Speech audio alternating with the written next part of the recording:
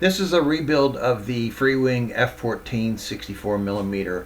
I crashed mine pretty bad, destroyed the whole nose front port of the fuselage, actually bent the swing weep frame. I did manage to salvage the elevators, rudder, and the main gear. Everything else I had to replace.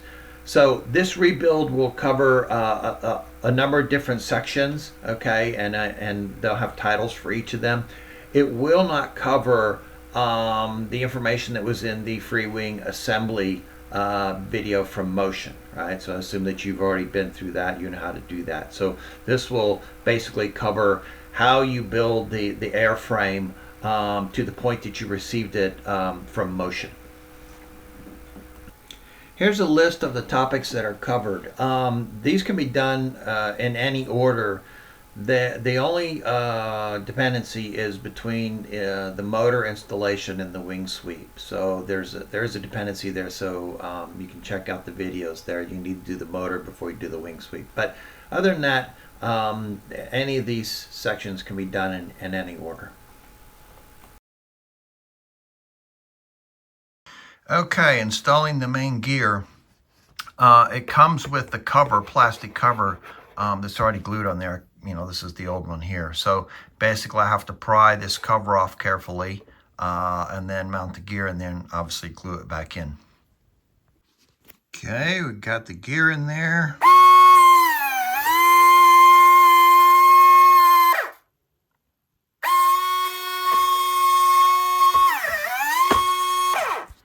And then we'll just have to glue this guy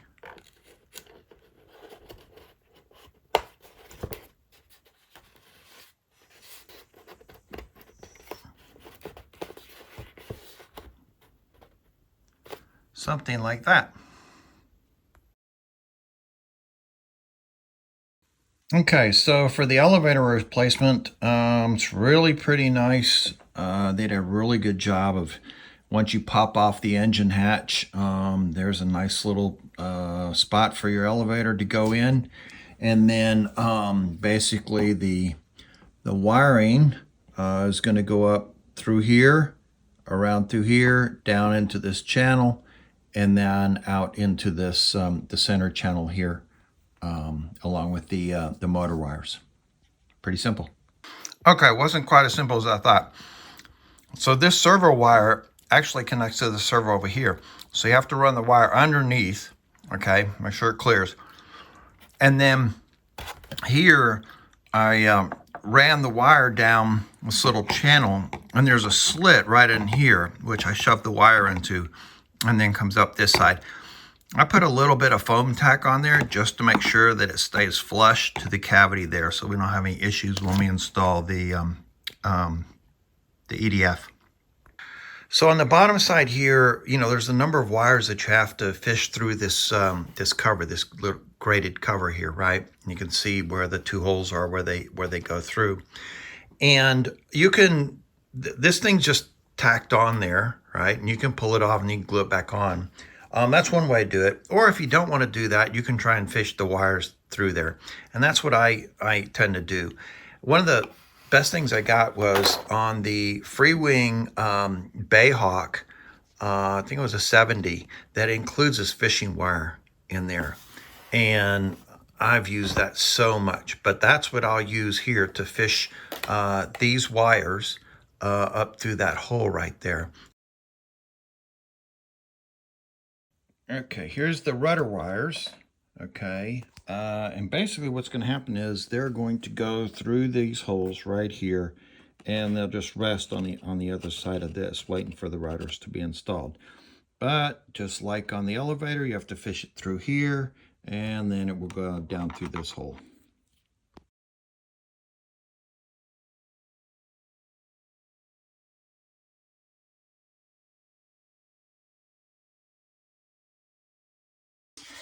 Okay, when you're rebuilding the swing weep mechanism, make sure that you put the battery cable in first before you start putting all this down. And it needs to go underneath the frame here, okay, on either side, wherever works best for you. you don't, you have the frame in, the connector, blue connector, will not go through this hole. Okay, so there's just not enough room. So anyways, that's a tip. Put your battery cable through there first before you install the frame here.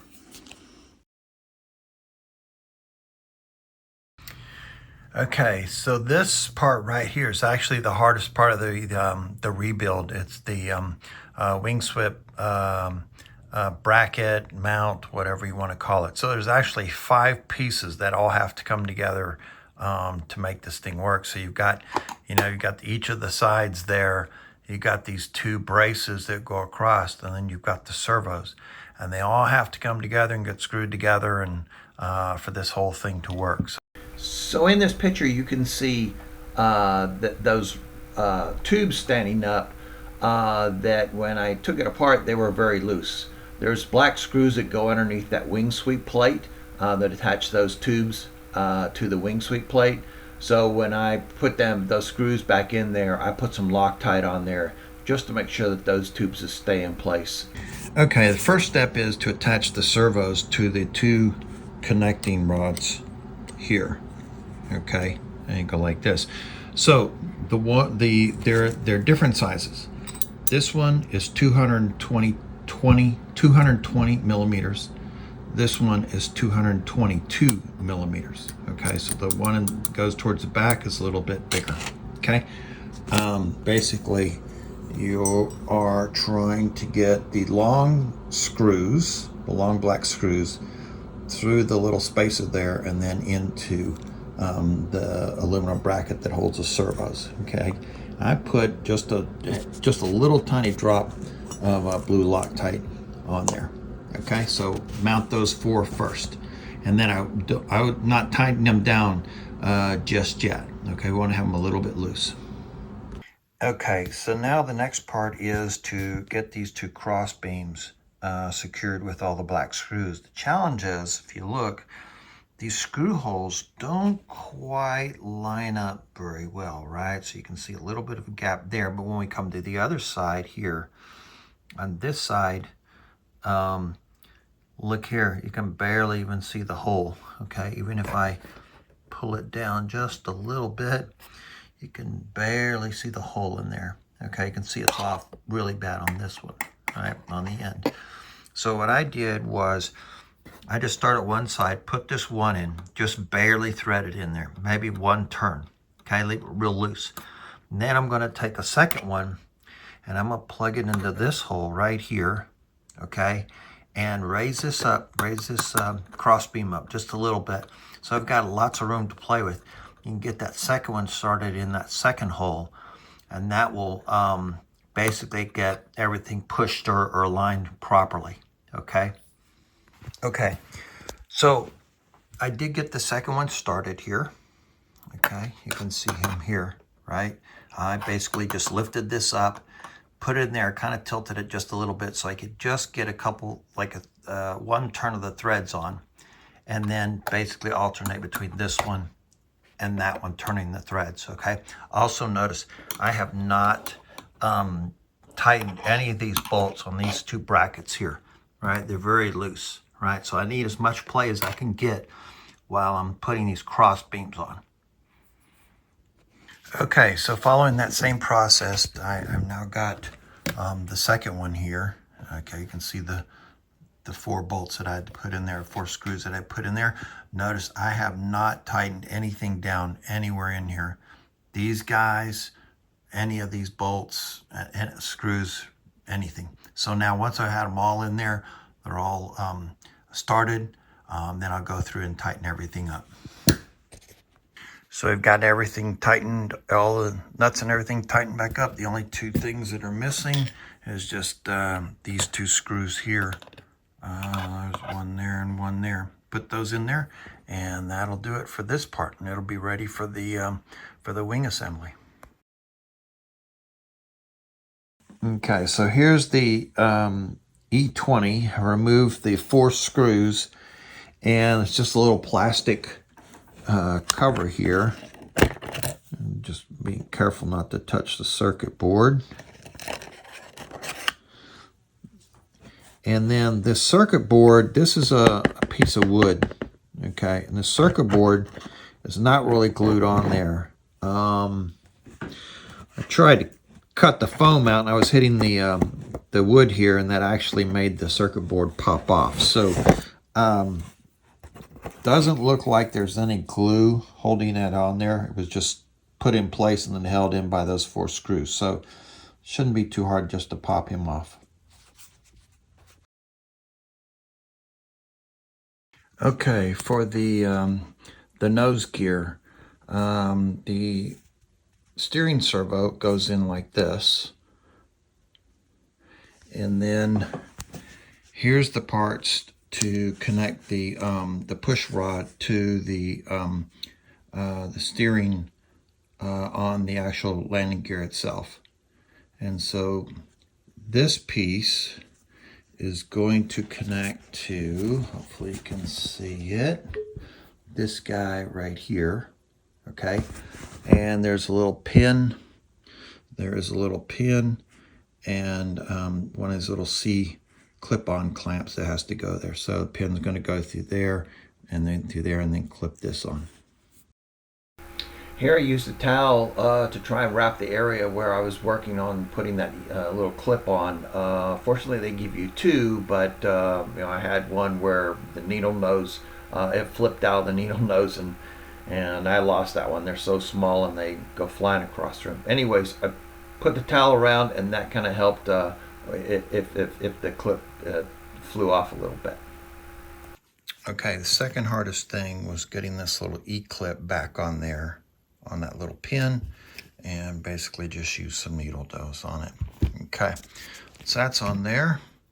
You take this guy, and the white rod goes on the top, and what you want to do is put this in that little channel and then twist it around so those little knots line up in the channel.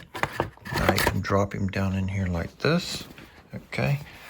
And then what I want to do is I want to make sure my push rod here, if I can get him to cooperate,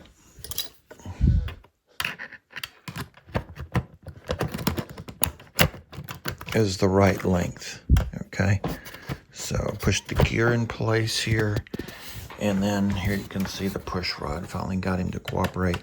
So he needs to be about that long, okay? They didn't have the push rod set in, so I had to use my own push rod. And then screwed it into the included connector there that was included with the nose wheel, or the nose gear, okay? So anyways, put a little black mark there. I'm going to cut him off right about here, okay? Give me plenty of room to play with there. Okay, we ended up getting this installed. Actually, to get the push rod to go into the servo control horn here, I actually had to lift up the servo same time that I was putting in the landing gear there. So got all that in there, tightened down. The only thing I got left is I'm going to 3D print a little cube, and I'm going to stick it right here, and it's going to come out to this edge right here, okay? Basically what it's going to do is, if I have a hard landing on the nose gear, it's going to keep this pin that's in here from snapping off, okay? Basically it's going to change the stress point from that pin to basically distribute it across this length here, okay? But anyways, just basically a cube that I'm going to stick right here to prevent the steering wheel from bending back too far and snapping the pin. So here's the backstop that I made for the nose gear. It is 8 tall, so it doesn't hit this nose gear bar. And then it is 16 millimeters from the back to where it make contact with the landing gear. And then I just made it 10 wide. So that's it. Okay, so in my case, when I crashed and burned, it took out the gear doors, and there's a servo that goes right in here, and it killed that servo. It would not function at all. So now I've got to replace the servo and the gear doors. So let's look at the servo. The servo, you can see the number there, but basically the interesting bit is on the control horn.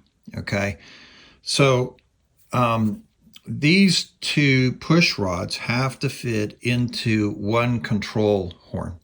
Okay, and you use the second hole from the end. Now, hopefully you can see this better. When I started doing this, I opened up the hole a little bit, but what I didn't want to do is I didn't want to open it up so much that it got into the first hole or the third hole. But I still needed to fit two of those push rods in there. So what I wanted to do there was to make this hole more of an oval and then hopefully not break into the first hole or the third hole. Okay, and then here's how it should look when you get it finished there with that hole. Okay, the doors have these two little hinges here, and if you can see, they have a little tab that sticks out there, and that just pops in to the side of the fuselage there. The key is you want to make sure that you want to put the side that has these holes for the push rods towards the front. Okay, so you need to mount the control horn in this position here. And this side, I've got it facing up once it goes into the aircraft, so it should look like that. And that will be the open position on the control horn. And so basically the control horn will be coming down to my little finger on the closed position. So here's the position that I had to attach the control horn to the servo on. Okay, and after adjusting these guys quite a bit, you can kind of see them there, I did get it to work. Perfect. Now I just have to glue in that servo, and I'll be done. So here I ended up playing with these clevises quite a bit to adjust them, and then also using the inner hole of this this bracket, okay, on both sides to get the doors to close properly. And this is after I've glued in the servo. And that's it.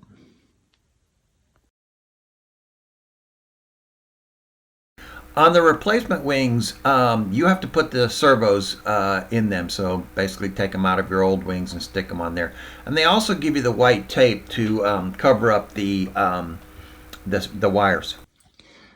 It's kind of hard to tell, but on mine, my jets, I always put a tape, just clear plastic tape, on the leading edge of the ailerons, right? That way, you know, hopefully they don't get bruised, anything. So, and with clear tape, if you line it up, you can barely even see it. Let me show you the reverse side. Hopefully you can see it. A little bit. You can see the shine there, right? And I went around that CG mark so that I could definitely find that. But you can see the shine there. And it really helps protect the leading edge of the wing. So while we're working on the jet, rebuilding it, here's another couple of tips that I do. So I use this this shelf paper that you'd line your kitchen shelves with. It's kind of rubberized, and I glue that on there. It helps to secure the battery in place so it doesn't slide around, okay? The other one is, if you look on the bottom here, I'm just going to use this one as an example. Look how the holes here are just, when they're cut out, they have very square edges on them, okay? And what that does is it makes it very difficult for this strap to slide up and down when you want to reposition it, that sort of thing. So what I do is on the inside of this hole, I cut just kind of round this piece of wood off right here on the edge, right? Just round it so it's not square anymore. And do it on both of the insides. It's kind of hard to tell, but they're both done that way, okay? And that makes the strap slide a lot easier.